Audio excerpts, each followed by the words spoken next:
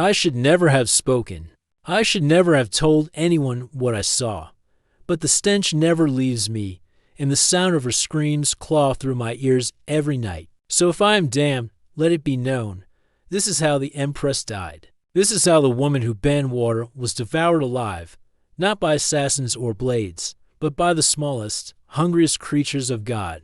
The forbidden liquid they say power can intoxicate more than wine, more than any drug, more than blood itself. But our Empress, our sovereign, she feared not poison in a cup nor dagger in the dark. She feared water. Yes, water, the very liquid that gives breath to peasants and nobles alike. I was but a servant, a shadow trailing her every command, watching as her obsession grew. At first, it was small decrees. No one shall bathe today, she whispered, shivering at the thought of wetness. Then, entire laws followed, fountains sealed, wells guarded, rivers declared unclean. She declared that water carried invisible demons that slipped into flesh, that drowned the soul, that rotted the body from within. At court, we dared not sip from goblets unless they were filled with thick wine or boiled milk. Those who questioned her were dismissed, exiled, silenced. And we servants filthy, sweating, and parched lived in fear of touching even a drop of rain that fell from the sky.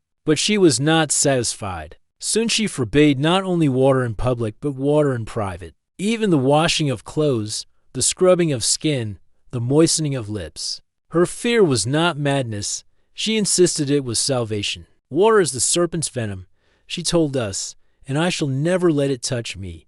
And so, her body became a shrine to dryness, wrapped in silks heavy with perfume, caked in powders of rose and crushed pearl. Her chamber stank of incense that tried, and failed, to mask the truth, that beneath the perfumes, flesh was beginning to suffocate. I adopt the first signs of decay. I remember the first time I smelled it, the odor. The smell that seeps into your lungs and coats your tongue. It was not the sour stench of sweat, nor the natural musk of a body unwashed. It was heavier, sweeter, like fruit gone black in the sun, like meat left too long on the butcher's hook. When she passed by, the courtiers bowed lower than ever, not out of reverence, but to avoid the invisible cloud that followed her. Flies began to gather at her hems, buzzing, crawling into the folds of her gowns. We brushed them away, but always they returned. One evening, as I undressed her for sleep, I saw it. A patch on her thigh skin cracked,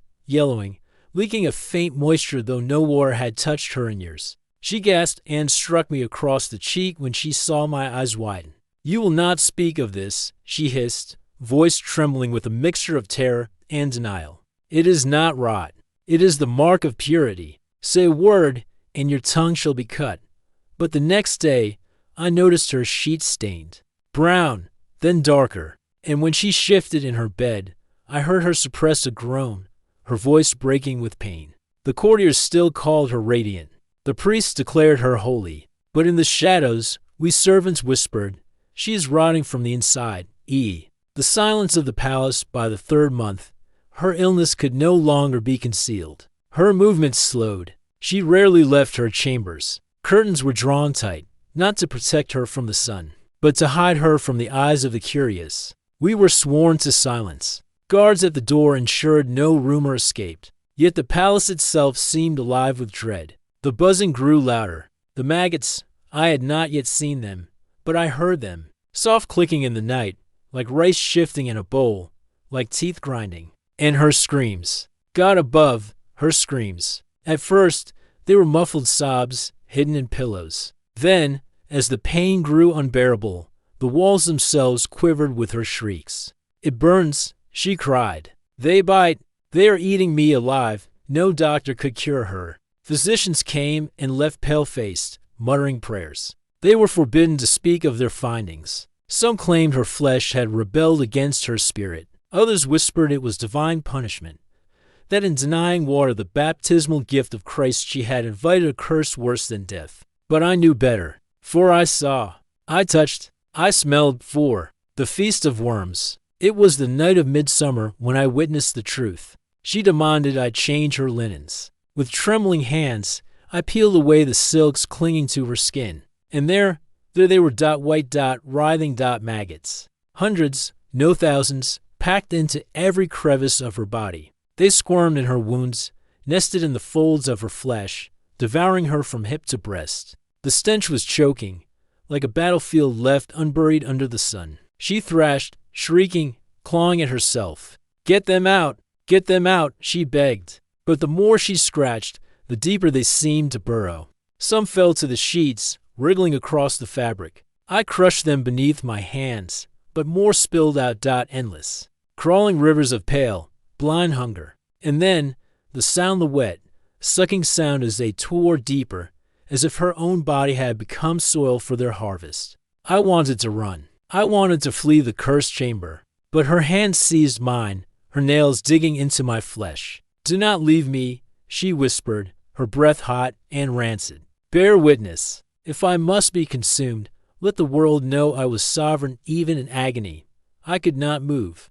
I was rooted to that nightmare. And so I watched as an empress became a banquet for the smallest of God's creatures, the palace of denial. We servants begged to bring water, to cleanse her wounds, to wash away the infestation. But she forbade it with the last shred of her voice. "No water," she croaked. "Never water. Burn me if you must, cover me in smoke, but no water shall touch me." And so we obeyed. We anointed her with oils until the bottles ran dry. We burned incense until the air was thick with choking smoke. But nothing could mask it.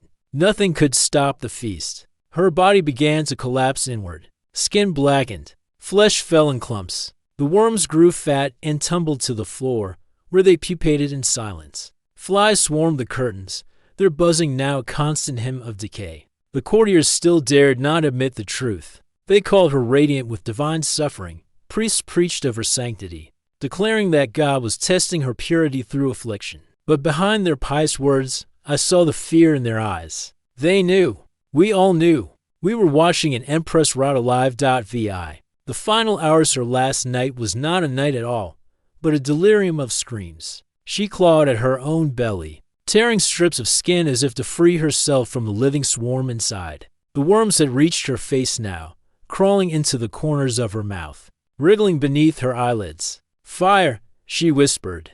"Bring me fire." But no one dared. She was still Empress, even as a hollowed husk. No one would raise a torch against her flesh. And so she lingered, half-conscious, as the dawn rose. By morning, she was silent. Her chest no longer rose. Her body was a ruined bones visible through the collapse of her frame, skin sloughing from her like wax. The worms feasted on their Empress one last time, before dispersing into the palace like seeds on the wind. We sealed the chamber. We burned her linens. But the smell remained, forever etched into the walls. And the memory remained, etched into me. Vi. The servants curse, and now I speak to you. You who listen, centuries later. You may think this is a tale of madness, of superstition, of exaggeration. But I tell you, I lived it. I smelled it. I saw her flesh collapse into a writhing mass. And when I close my eyes, I still hear the sound of the Empress's body being devoured from within. So judge me if you will. Call me cursed, call me liar, call me damned. But remember this, water, which she despised, which she forbade, might have saved her. Water, denied, became her death sentence. And Maggots, God's lowest creatures, became her executioners.